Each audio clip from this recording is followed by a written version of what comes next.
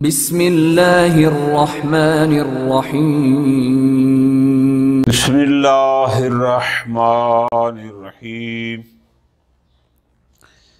الحادیۃ عشرہ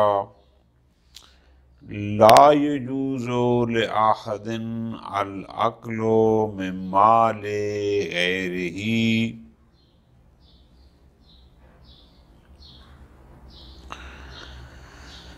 گیارہواں مسئلہ اس بارے میں ہے کہ کوئی انسان کسی اور کے مال کو بغیر صاحب مال کے اذن کے استعمال نہیں کر سکتا۔ چونکہ ہمارا موضوع اطعمہ اور اشربہ ہے تو ہم یوں کہیں گے کوئی کسی کے مال کو صاحب مال کی اجازت کے بغیر کھا پی نہیں سکتا۔ جس کا مال ہے پہلے اس سے اجازت لی جائے، اس سے پوچھا جائے، بعد میں اس کو کھایا جائے۔ یہ لفظ پہلے بھی کئی دفعہ گزارش ہو چکا کہ دو لفظ استعمال ہوتے ہیں عربی میں اور فقہ میں، ایک ہوتا ہے اذن اور ایک ہوتا ہے اجازہ۔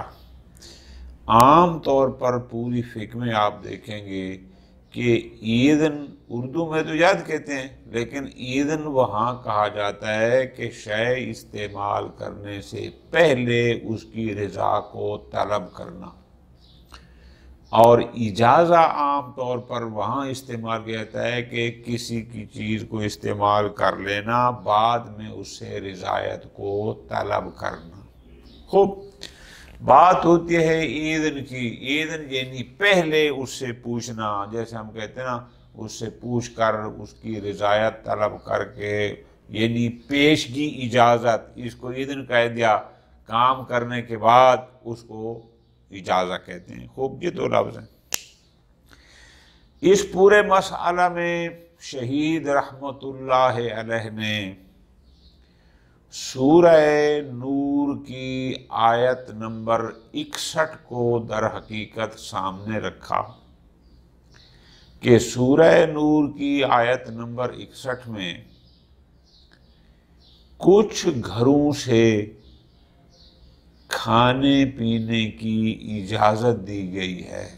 ابھی ہم تلاوت کرتے ہیں کہ فلاں فلاں گھر سے تم کھا پی سکتے ہو۔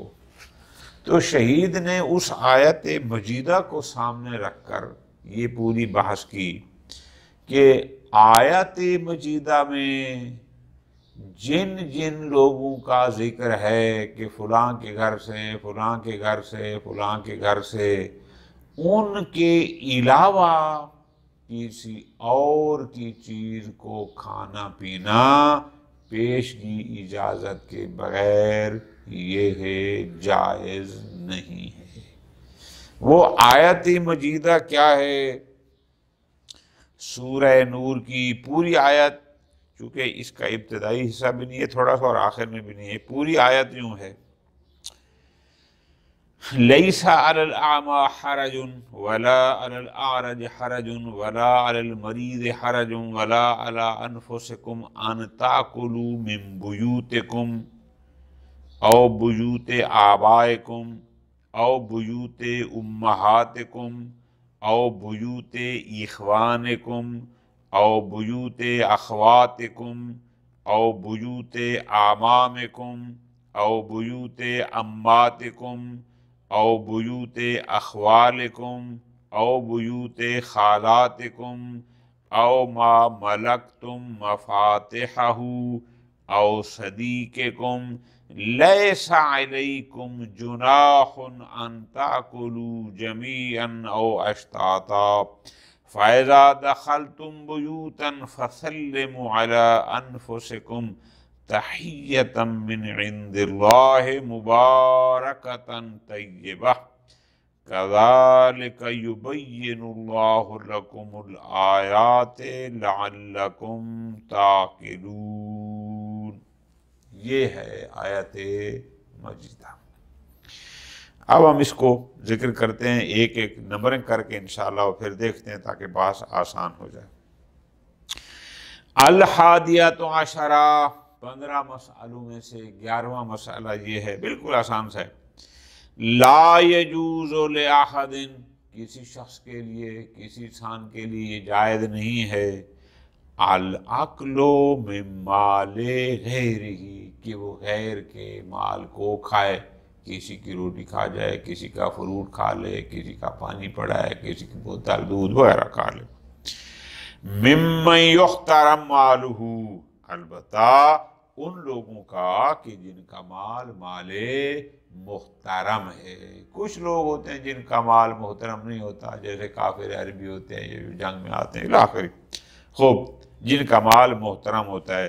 وَإِنْ كَانَ كَافِرًا، چاہے وہ کافر، جیسے کافرزم یہ ہوتا ہے، اس کا مال محترم ہوتا ہے، اس کی جان مال کی حفاظت مملکت اسلامی پر ضرورت دیتی ہے، وہ چاہے کافر بھی کیوں نہ ہو، چاہے ناسبی بھی کیوں نہ ہو، او غیرہ من الفرق، یا کسی بھی اور فرقے کا، جس شخص، جس انسان کے مال کو مال محترم کہا جاتا ہے، بغیر اذن ہی، اس کی پیشگی اجازت کے بغیر اس کو کھانا کسی کے لیے جائز نہیں۔ کیوں؟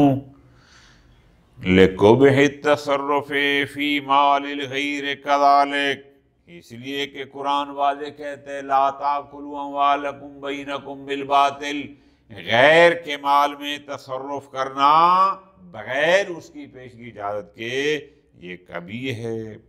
وَلِأَنَّهُ أَكْلُ مَالٍ بِالْبَاطِلِ، عقل کبھی کہتا ہے، شریعت اس کو حرام کہتی ہے، اور یہ اکل مال بالباطل ہے۔ آیت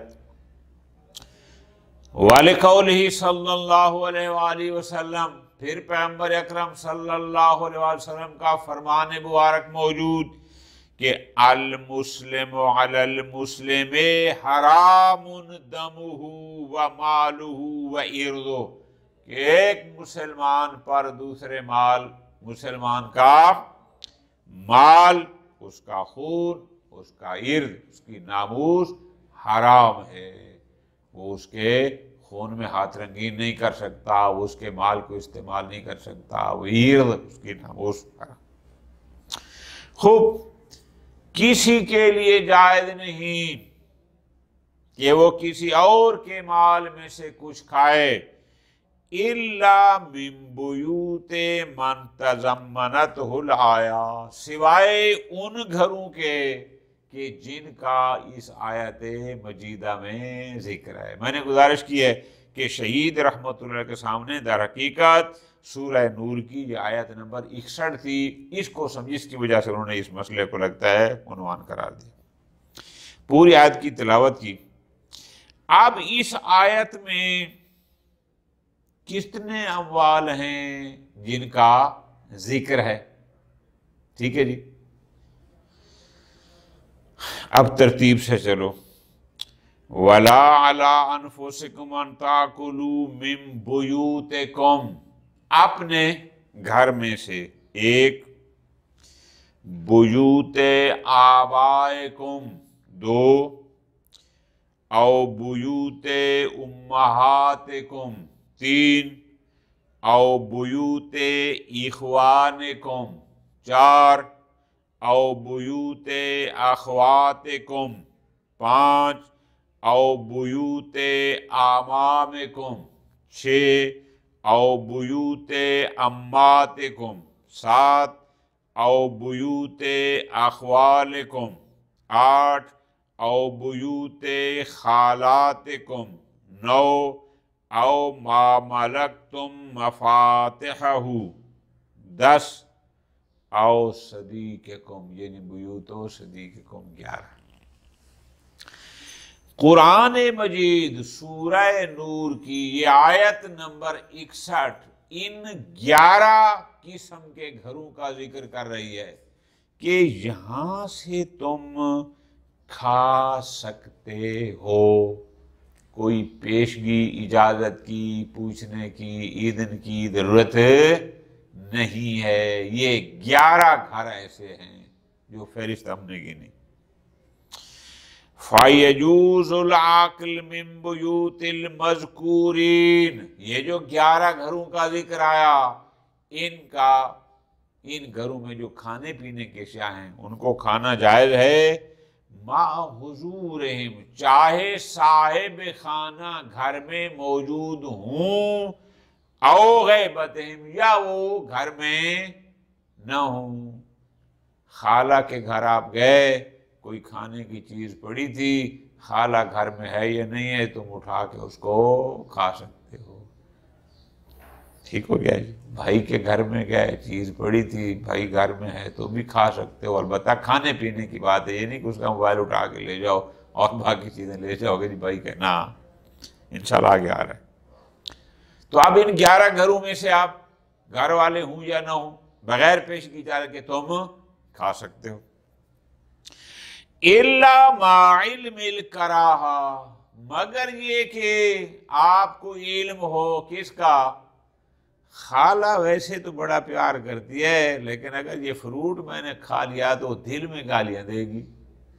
ویسے تو بھائی ہمارے ساتھ بڑا پیار کرتا ہے، لیکن بندہ کنجوس ہے، اگر اس کا یہ سیب میں نے کھا لیا تو وہ منہ سے تو نہیں بولے گا، لیکن دل میں وہ مجھے ناپسند کرتا ہے۔ اگر علم ہو، بے شک بھائی ہے، بہن ہے، خالہ ہے، چچا ہے، جو بھی ہے، اگر علم ہے اس کی کراہت کا کہ ویسے وہ پیار محبت دیتے ہیں، لیکن اگر میں نے ان کی کوئی چیز کھا لی تو وہ اس کو ناپسند کرتے ہیں، اگر اس کا علم ہو، فرماتے ہیں پھر وہاں سے بھی کھانے کی اجازت نہیں ہے۔ وَلَوْ بِالْكَرَائِنِ الْحَالِيَّةِ، لطف لینا ہے۔ ایک دفعہ یہ ہے علم کیسے ہے، بھی خالہ نے کہا ہے بھانجا جی ادھر بیٹھے رہو، لیکن خبردار میرے گھر سے کوئی شے کھانی پینی نہیں ہے، یہ تو کنفرم ہو گیا۔ لیکن ایک دفعہ ہے کہ نہیں، بولا تو نہیں، لیکن قرائن حالیہ، میں نے سیب کو ہاتھ لگایا تو خالہ کی تھوڑی طبیعت جو ہے وہ اس کا چہرہ بدل گیا، یا بھائی بہن بڑے سخی تھے، میں نے کوئی چیز کھانی تھی تو انہوں نے فوراً کچھ ایسا کہا کہ قرائن حالیہ بتاتے ہیں کہ وہ ناپسند کرتے ہیں۔ بحیث تثمر ظن الغالب، کہ ان قرائن سے علم نہ ہو لیکن ظن غالب ہوتا ہے کہ وہ اس کو ناپسند کرتے ہیں، بس پھر وہاں پر نہیں کھانا چاہیے۔ فَإِنَّ ذَلِكَ كَافٍ فِي هَذَا وَنَظَائِرِهِ، کھانا پینا ہو یا اور معاملات، جہاں بھی قرائن حالیہ سے ظن غالب ہو جائے تو ایسے مقامات پر اس ظن کو بھی علم کا نام دیا جاتا ہے۔ جہاں ظن غالب ہو وہ ایسے ہے گویا کہ یہ علم ہے، کنفرم ہے، یقین ہے۔ تو پس ظن غالب اگر حاصل ہو جائے کہ وہ ہمارے کھانے پینے پر راضی نہیں ہے تو یہ قائم مقام علم ہے، لہٰذا وہاں سے کھانا پینا جائز نہیں۔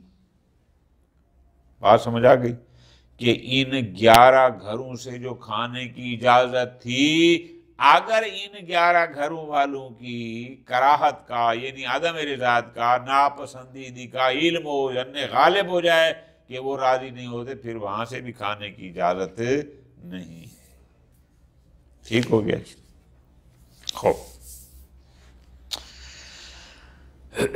جن گھروں سے کھانے کی اجازت تھی، وہ جو 11 گھر ہم نے پوری فہرست گنی، لا فرق بین ما یخشی فسادہ فی ہذہ البیوت او غیرہ، بڑی مزیدار بحث ہے۔ ایک دفعہ گھر سے ایسی چیز کھانا کہ میں خالہ کے گھر بیٹھا ہوں، پھپھو گھر بیٹھا ہوں، وہاں سیب پڑے یا کیلے پڑے ہیں، اگر نہیں کھاؤں گا تو وہ خراب ہو جائیں گے۔ ایک دفعہ ہے کہ ایسی شے کا کھا لینا بغیر پیشگی اجازت کے کہ اگر نہ کھائی تو وہ خراب ہو جائے، اور ایک ہے کہ نہیں میں نہ بھی کھاؤں تو بھی خراب نہیں ہے۔ فرماتے ہیں لا فرقہ، جن گھروں سے کھانے کی اجازت ہے وہاں اس میں کوئی فرق نہیں کہ چاہے وہ شے ایسی ہو کہ اس کے خراب ہونے کا خوف ہے، یعنی نہ کھایا تو وہ خراب ہو جائے گی، یا اس کے خراب ہونے کا کوئی خوف نہیں ہے، اس میں کوئی فرق نہیں ہے، یعنی کھانے پینے کی چیز ہے تو تم دونوں قسم کی چیزیں کھا سکتے ہو۔ اسی طرح فرماتے ہیں جن گھروں سے کھانے کی اجازت ہے کوئی فرق نہیں، بین دخول ہی بھیدن ہی، چاہے آپ ان کے اذن سے، ان کی پیشگی اجازت سے ان کے گھر میں داخل ہوئے تھے، یا بغیر پیشگی اجازت کے داخل ہوئے تھے، آیت مجیدہ میں ایک قیود نہیں ہے، لہذا ان 11 گھروں سے کھانے میں جائز ہے۔ خوب، خلافاً لابن ادریس فیہما، البتہ جناب ابن ادریس ہلی کا تھوڑا سا اختلاف ہے، وہ کہتے نہیں اگر تم بغیر اذن کے گھر میں گئے تھے پھر بھی نہیں کھا سکتے، اور جس چیز کے خراب ہونے کا خطرہ نہ ہو اس کو بھی نہیں کھا سکتے۔ خوب، یہ بات جہاں ہوگا۔ آگے فرماتے ہیں کہ ان 11 گھروں میں جو ذکر آیا، ٹھیک ہے جی، وہ تھا وَلَا عَلَىٰ أَنفُسِكُمْ أَن تَأْكُلُوا، بات چلی تھی عقل کی، بات چلی تھی کھانے پینے کی۔ فرماتے ہیں یجب الاقتصار علی مجرد الحامل، عقل، ان 11 گھروں میں جو تمہیں اجازت دی گئی ہے وہ کھانے کی اجازت ہے، مراد کیا ہے؟ یعنی اس گھر میں بیٹھ کر وہاں کھا سکتے ہو۔ فلا یجوز الحامل، یہ نہیں کہ کچھ کھا لو، کچھ جو میں بیگم کے لیے لے کے جا رہا ہوں، دوستوں کے لے کے جا رہا ہوں، نہ ساتھ لے جانے کی اجازت نہیں ہے۔ ولا اطعام الغیر، خود کھانے کی اجازت ہے، یہ نہیں کہ پھر وہاں آپ دنیا کو کسی کے گھر، بہن کے گھر، بھائی گھر بیٹھے ہو، ان کے مال اٹھا کے دوسروں کو کھلاؤ، نہ، اس کی اجازت بھی نہیں ہے۔ ولل افساد، کھانے کی اجازت ہے، خراب کرنے کی اجازت ہے۔ ایک سیب اگر کاٹے تو اس کو کھانا ہے، یہ نہیں کہ تھوڑا سا کھا لیا باقی پھینک دیا، پھر تھوڑا سا کھا لیا باقی پھینک دیا، نہ، اصلاً ایسا کیوں؟ بشہادت الحال، اس لیے کہ قرائن کیا بتاتے ہیں، آیت بھی بتاتی ہے ان تاکلوا، کہ تم کھاؤ، بات کھانے کے لیے، خراب کرنے کی، ساتھ لے جانے کی، دوسروں کو کھلانے کی آیت میں بھی نہیں ہے، اور قرائن بھی یہ بتا دے کہ تمہیں کھانے کی اجازت ہے، یہ تو تمہیں اجازت نہیں ہے کہ تم ہر چیز کو خراب کرتے جاؤ، فروٹ کو پھینکتے جاؤ یا ساتھ لے کے چلے جاؤ، نہ، ٹھیک ہو گیا، ختم۔ اس طرح فرماتے ہیں وَلَا يَتَعَدَّ الْحُكْمُ إِلَىٰ غَيْرِ الْبُيُوتِ مِنْ أَمْوَالِهِمْ، لطف لینے آگا، ان 11 گھروں میں سے کھانے کی اجازت ہے، بیوت کے علاوہ، اگر آپ اس کے دفتر چلے گئے، آپ اس کی دکان پر چلے گئے، وغیرہ وغیرہ، فرماتے ہیں وہاں پر یہ اجازت نہیں ہے۔ یہ جو جواز عقل، یعنی کھانے کی اجازت ہے کہ کھا سکتے ہو، یہ گھر کی بات ہے، گھر کے علاوہ دیگر اگر ان کی کوئی پراپر جگہ ہیں تو وہاں پر اجازت نہیں ہے۔ یا اگر آپ ان کی گاڑی میں جا رہے تھے، گاڑی میں وہ چیز پڑی کھا لو، بچو گھر میں جانے کے آتے فرماتے ہیں نا، دیگر اموال میں اجازت ہے، صرف گھر کی حد تک ہی اجازت ہے۔ کیوں؟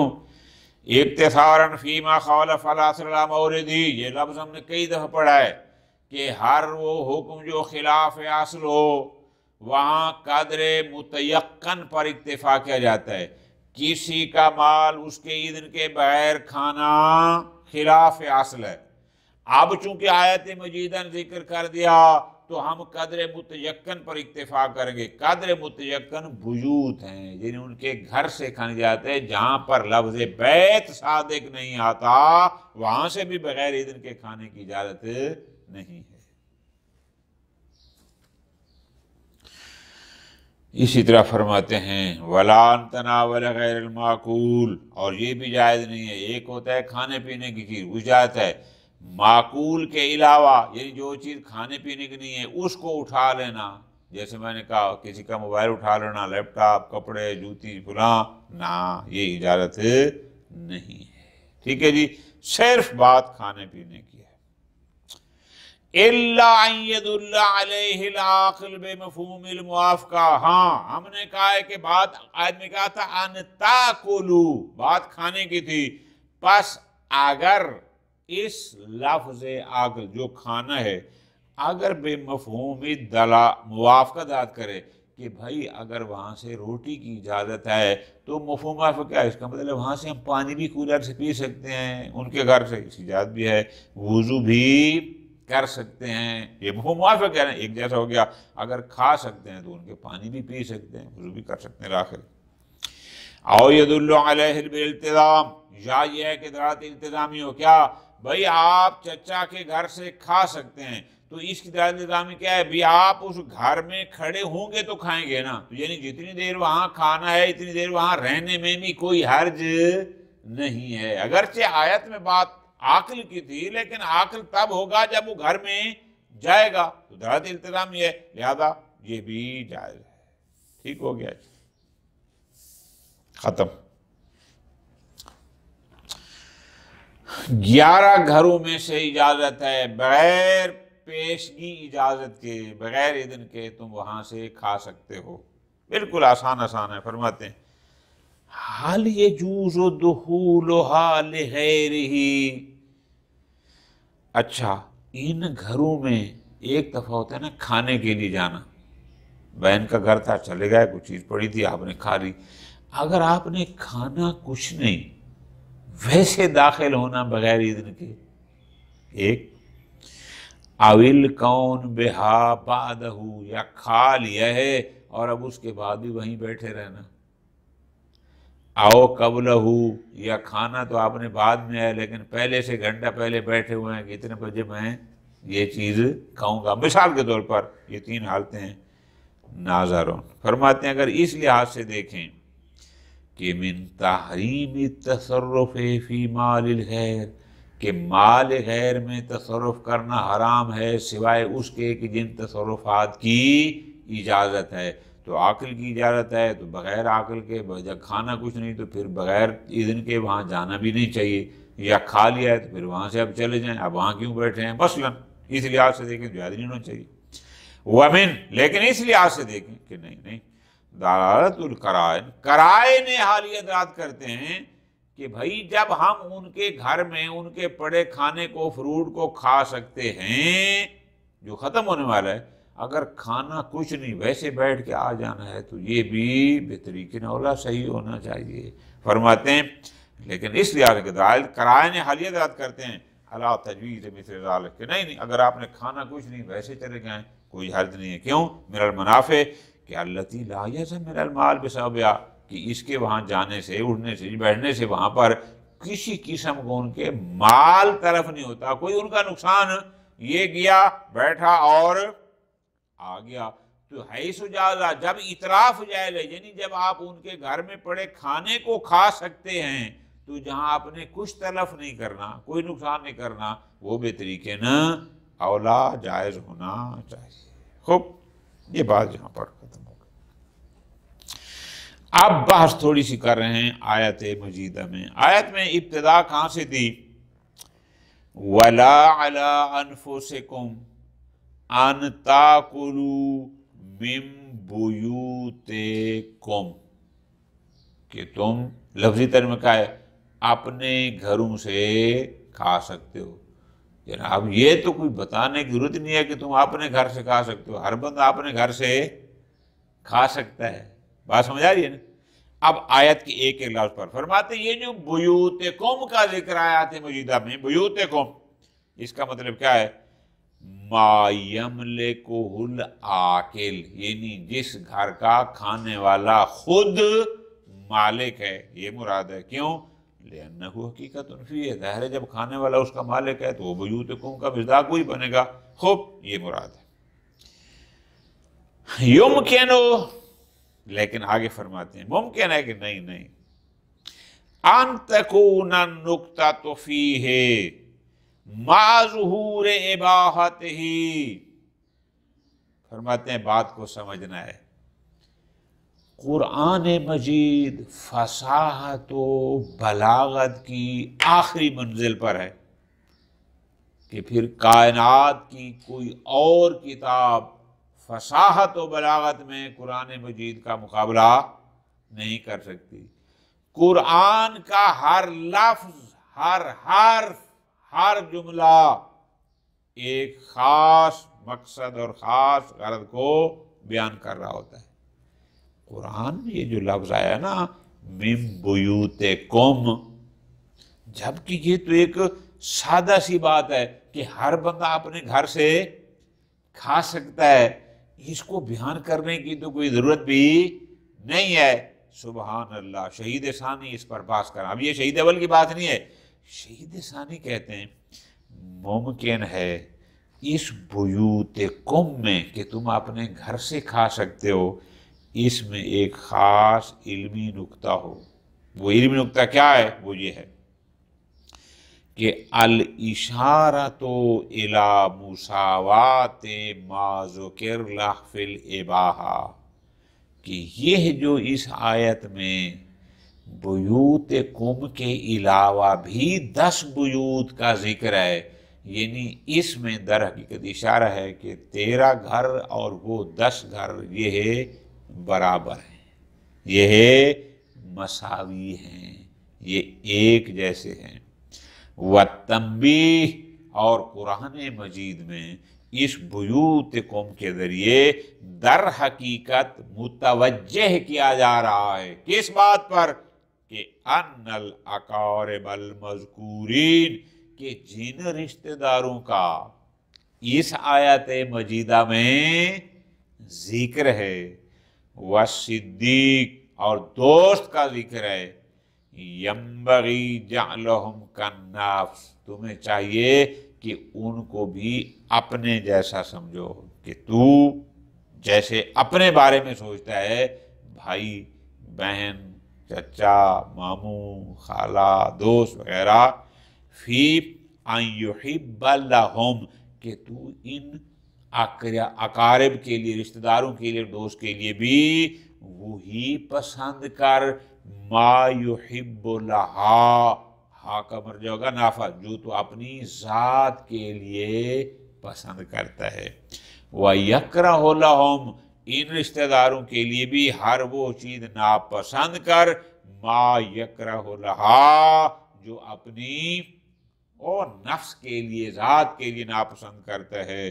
کما جعل بیوتہم کبیتی، جیسا کہ ان کے گھروں کو تیرے گھر کی طرح۔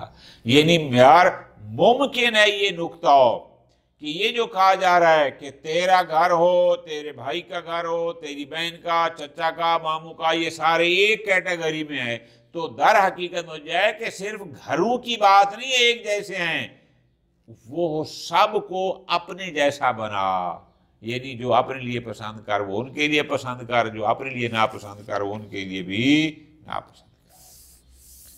ٹھیک ہو گیا؟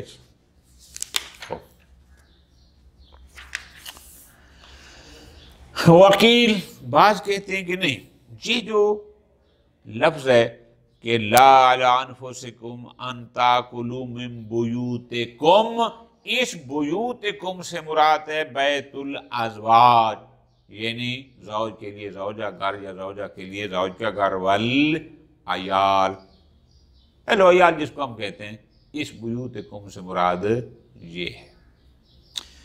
وکیل ایک تیسرا نظریہ،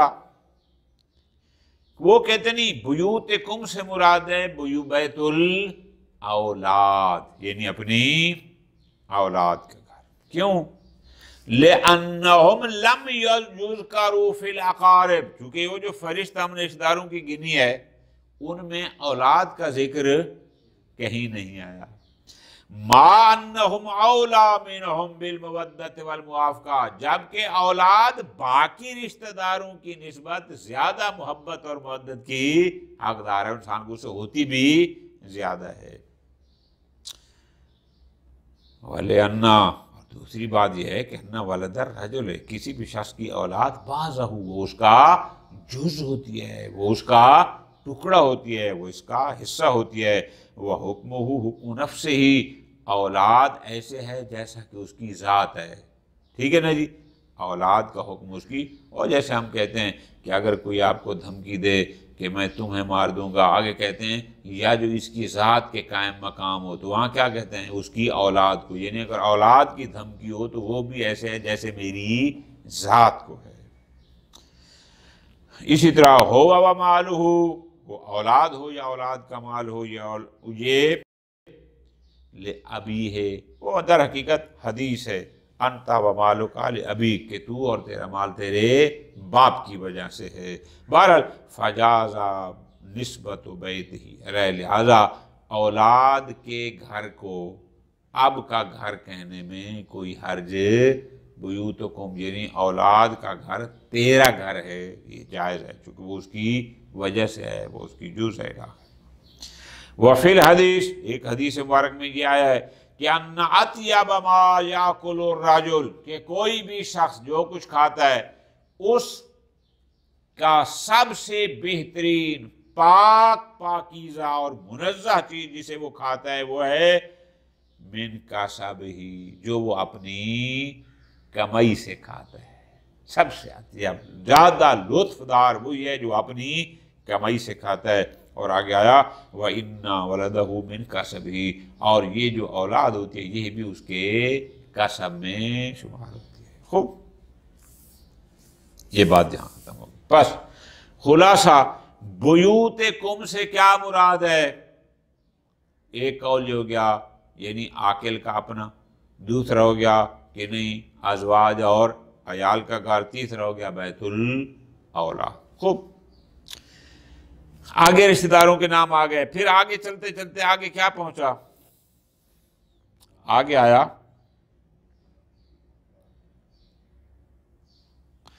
او ما ملکتم مفاتحہ، ٹھیک ہو گیا جی. والمراد بما ملکتم مفاتحہ، اس کا کیا مطلب ہے؟ یعنی جن کی چابیوں کے تم مالک ہو. کیا مطلب اس کا؟ فرماتے ہیں اس کا مطلب کیا ہے؟ ما یکون علیہا وکیلا، کہ آپ جس گھر پر مالک کی طرف سے اس کے وکیل ہیں، او فیما بحفظہا، یا اس کی حفاظت کے لحاظ سے آپ اس میں اس کے ہیں. ٹھیک ہے جی، آپ اس کے جیسے کہ ہم کہتے ہیں نا مینیجر ہیں، آپ اس کے منشی ہیں، آپ انچارج ہیں اس کی حفاظت کے حوالے سے الی آخر جو کچھ بھی اس میں ہے. وَأُطْلِقَ عَلَىٰ ذَلِكَ مِلْكُ الْمَفَاتِيحِ، اس پر ملک مفاتیح کیوں کہا گیا؟ چابیوں کا مالک. حالانکہ مالک تو وہی ہوتا ہے جو گھر کا مالک ہے، یہ تو اس کی طرف سے مینیجر ہے یا اس کا وکیل ہے یا اس کی طرف سے محافظ ہے. فرماتے ہیں لِكَوْنِهَا فِي يَدِهِ، چونکہ ہوتی تو اس کے ہاتھ میں ہے، وحفظ اور اس کی حفاظت میں ہوتی ہے. وَرَوَى ذَلِكَ ابن ابی عمیر، اور اس حوالے سے ایک روایت بھی ہے ابن ابی عمیر کی، البتہ روایت مرسلہ امام صادق علیہ السلام سے، کہ ما ملکتم مفاتحہ سے مراد یہ لوگ ہیں.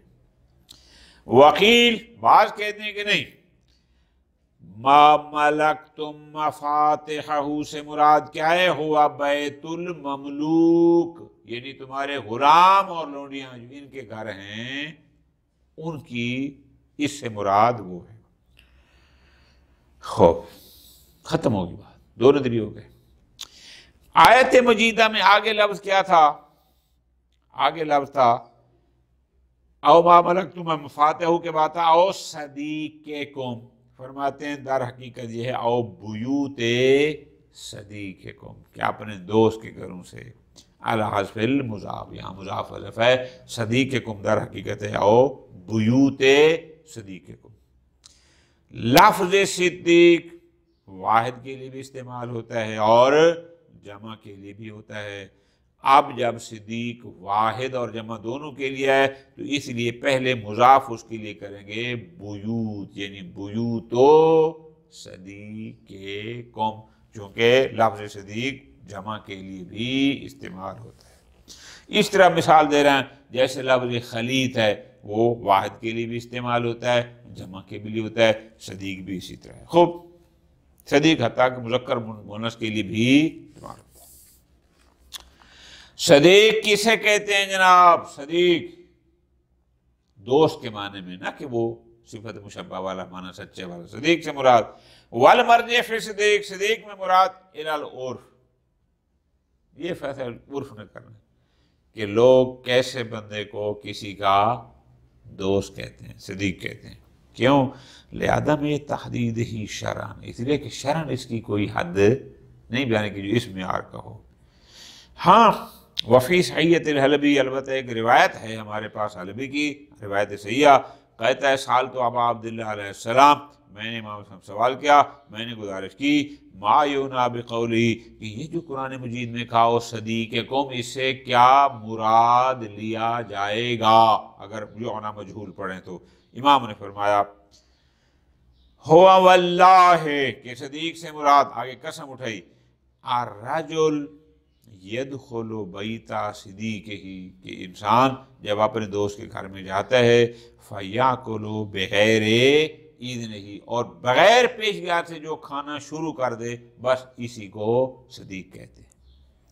وعنہ علیہ السلام، ایک اور روایت ہے، اس میں امام نے فرمایا من اعظم حرمت الصدیق، انسان یعنی دوست کے احترام میں سے، یعنی من اعظم یعنی اس کا بڑا احترام کیا ہے؟ وہ یہ ہے کہ انجعل لہ من الانس، کہ اس دوست کے لیے بھی وہی محبت، والتفقد وہی دل جوئی، والانبساط خوش روئی جس کو خندہ پیشانی کہتے ہیں، وطرح الحشمہ یعنی اس کے لیے، حشمہ کا لفظی معنی ہوتا ہے حیا، لیکن جہاں پر وہی معنی مراد ہے، یعنی اس کے لیے دل سے چاہنا، صمیمیت، ایسے ہو بمنزلۃ النفس، جیسے انسان اپنی ذات کے لیے اپنے باپ سے، اپنے بھائی سے، اپنے بیٹے سے کرتا ہے، اس لیول کا ہو، اس کو صدیق کہتے ہیں۔ خوب،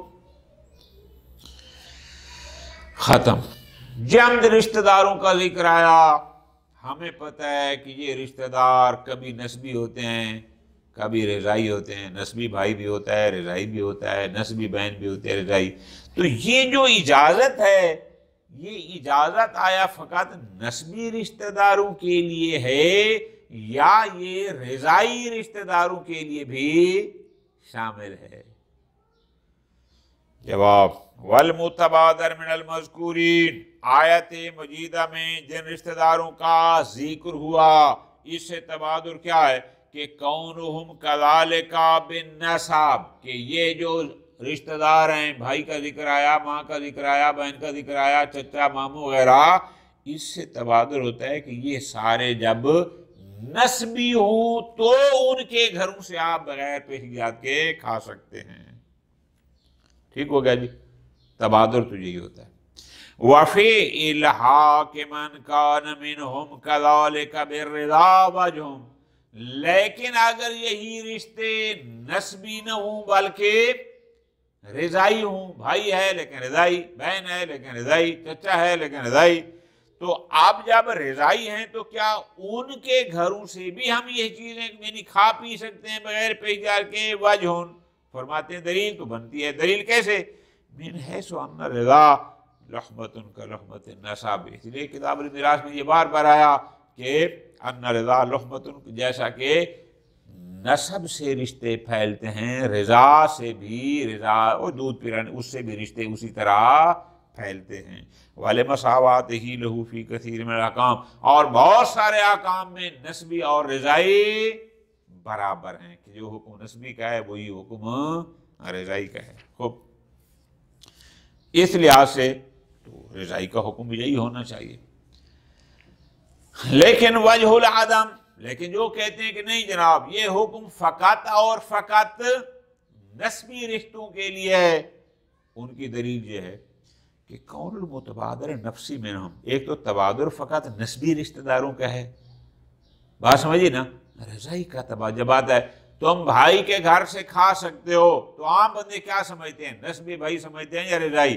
تبادر نسبی بھائی کا ہوتا ہے۔ مثلا شہید فرماتے ہیں وَلَمْ أَقِفْ فِيهِ عَلَى شَيْءٍ نَفْيًا وَإِثْبَاتًا، مجھے یہاں پر بزرگان کی عبارات میں یہ پتہ یعنی کوئی عبارت نہیں ملی کسی نے صریحاً کہا ہو کہ یہ حکم فقط نسبی کے لیے ہے یا نسبی اور رضائی دونوں کے لیے ہے، یعنی رضائی کے لیے نفی اور اس بات کا کوئی حکم مجھے نہیں ملا، لہذا والاحتیاط التمسک باصالۃ الحرمہ، ہمیں احتیاط کا دامن تھامنا چاہیے۔ اور احتیاط کیا ہے کہ اگر جہاں ہمیں شک ہو وہاں پر ہم اجتناب کریں، کیوں؟ چونکہ وہ مال غیر میں تصرف کرنا اصالتاً بغیر اذن کے حرام ہے، لہذا نسبی رشتہ داروں کے حد تک تو ہو گیا ہمیں یقین، رضائیوں کے بارے میں ہمیں ہے شک، وہاں احتیاط کا تقاضا یہ ہے کہ رضائی رشتہ داروں کی جو رشتے بنتے ہیں وہاں پر بغیر اذن کے یہ کھانے کی اجازت نہیں ہے، یہ حکم فقط اور فقط نسبیوں کے لیے ہے۔ ختم ہوگی بات۔ وَعَلَحَقَ بَعْضُ الْأَصْحَابِ، بعض حضرات نے 3 اور بندوں کے لیے بھی کہا ہے کہ یہ 3 بندے بھی بغیر اذن کے کھا سکتے ہیں۔ کون سے 3 بندے؟ الشریک فی الشجر، ایک آم کا درخت ہے، اس میں 2-3 بندے شریک ہیں تو ہر شریک بغیر دوسرے سے پوچھے کہ کھا سکتا ہے۔ وزرع، یا ایک کھیتی ہے اس میں چند شریک ہیں تو ہر شریک دوسرے سے پوچھے بغیر کھا سکتا ہے۔ والمباتخ، مباتخ یعنی یہ ہندوانے یا خربوزے کا فصل ہے ان کی، اس میں شریک ہیں وہ بھی توڑ کے کھا سکتے ہیں۔ فَإِنَّ لَهُ الْعَقْلُ مِنَ الْمُشْتَرَكِ بدون اذن شریک ہی، بغیر اپنے ساتھی کی اذن کے وہ کھا سکتے ہیں، البتہ مع عدم علم الکراہت، بشرطے کہ ان کو 3 بندے شریک ہیں، اس کو پتہ ہے میں خربوزہ توڑ لوں تو باقی 2 ناراض ہوں گے، پھر نہ، اگر اس کو کراہت کا علم نہ ہو تو، اگر یہ علم ہو کہ باقی راضی نہیں ہے تو پھر اجازت نہیں ہے۔ خوب، یہ 3 بندے کہاں سے آ گئے جناب کہ بغیر اذن کے یہ بھی مشترکہ مال میں سے کھا پی سکتے ہیں؟ وہ دلیل دیتے ہیں آیت مجیدہ کو۔ آیت کیا تھی کہ لا تاکلوا اموالکم بینکم بالباطل الا ان تکون تجارۃ عن تراض منکم، وہ اس کو معیار بناتے ہیں کہ اگر تم راضی ہو، او تراض منکم یعنی رضایت کو معیار بناتے ہیں۔ شہید ثانی فرماتے ہیں اس آیت سے ثابت کرنا ان 3 بندوں کا بغیر اذن کے کھانا مشکل ہے۔ کیوں؟ نمبر 1، لمن تحقق کی ترازی مطلقہ، ترازی درست ہے کہ ترازی سے تم کھا سکتے ہو، لیکن ترازی مطلق سے مراد کیا؟ یعنی تجارت میں اگر دونوں نے رضایت سے ایک کاروبار کیا، ایک نے چیز دی لی وہ تو ہے ٹھیک، لیکن آیا کھانے پینے میں بھی بس وہ کافی ہو؟ یہ مشکل ہے۔ بات سمجھ آ رہی ہے؟ دوبارہ غور کرو۔ وفیہ نظر، یعنی اس آیت سے استدلال کرنا کہ ان 3 بندوں کا مال مشترک سے کھانا جائز ہے بغیر اذن کے۔ کیوں؟ لمن تحقق کی ترازی مطلقہ، یہ ترازی فقط تجارت کی بات ہو رہی ہے، شرکت کے مطلق ترازی کی بات نہیں ہو رہی، ایک۔ نمبر 2، وَجَعَلِهَا صِفَةً لِلتِّجَارَةِ، اور ممکن ہے یہ ان تراض منکم یہ تجارتاً کی صفت ہو کہ وہ تجارت، وہ کاروبار جو تم دونوں کی یا تمہاری رضایت سے ہے، یہ تقاضا کرتا ہے کہ جواز العقل من کل تجارت واقعی ہے ترازی، کہ جو تجارت رضایت طرفین سے واقع ہوئی ہو وہاں کھانا جائز ہے۔ وَهُوَ معلوم البطلان، اور ہمیں علم ہے کہ یہاں پر یہ معلوم البطلان، معلوم البطلان کا مطلب کیا ہے؟ یہاں پر تو ایسی کوئی چیز ہے ہی نہیں، یعنی مراد کیا؟ بات تو تھی کہ 2 بندوں کا ایک درخت مشترک تھا، آپ نے کہا جی ایک بندہ چڑھ دے اور اس میں سے پھل کو کھا لے دوسرے پوچھے بغیر۔ آیت تو بات کر رہی ہے تجارت کی، وہ تو تجارت ہے ہی نہیں، یقیناً یہ نہیں ہے، جب نہیں ہے تو کھانا بھی جائز نہیں۔ اراکل مصنف وغیرہ، شہید اول رحمۃ اللہ علیہ کچھ اور بھی کہتے ہیں کہ چند اور مقام بھی ہیں، وہ کیسے کہ اشرب من القنات المملوکہ، قنات کہتے ہیں نالے کھالے کو، نہر یا نالا ہو نا کسی کی ملکیت میں ہو اس سے پانی پینا۔ والدالیہ، دالیہ کہتے ہیں اس کنویں کو کہ جس سے وہ کسی مگے کے ذریعے یا لوٹے کے ذریعے اندر سے پانی نکالا جاتا ہے۔ والدولاب، یہ بھی کہتے ہیں اس کنویں کو جو چرخی ہو جہاں پر پرانے زمانے میں جیسے بیل چلتے تھے یا اونٹ چلتے تھے، جو چلتے رہتے پانی کرتا خوب، اس سے پینا، والوضو وضو کرنا، والغسل کرنا، عملاً بشاہد الحال، قرینہ حالیہ بتاتے ہیں کہ عام لوگ اس سے ناراض، ایک بندے کا کنواں چل رہا تھا، آپ نے وہاں سے پانی پی لیا تو قرینہ حالیہ یہ ہے کہ لوگ اس کو ناپسند نہیں کرتے، یا وضو کر لیں اس کے نہر سے یا نالے سے، ٹیوب ویل چل رہا تھا وہاں سے، کوئی حل نہیں ہے۔ شہید فرماتے ہیں وَهُوَ حَسَنٌ، یہ بول حسن ہے، درست ہے، میں بھی کہتا ہوں کہ ٹھیک ہے، ہاں لیکن اگر ظن غالب ہو کہ جس شریف کا یہ پانی ہے وہ نہ وضو پر عادی ہے، نہ غسل پر، نہ پینے پر، پھر وہاں پر استعمال نہیں کرنا چاہیے۔ صلی اللہ علیہ محمد وآلہ محمد۔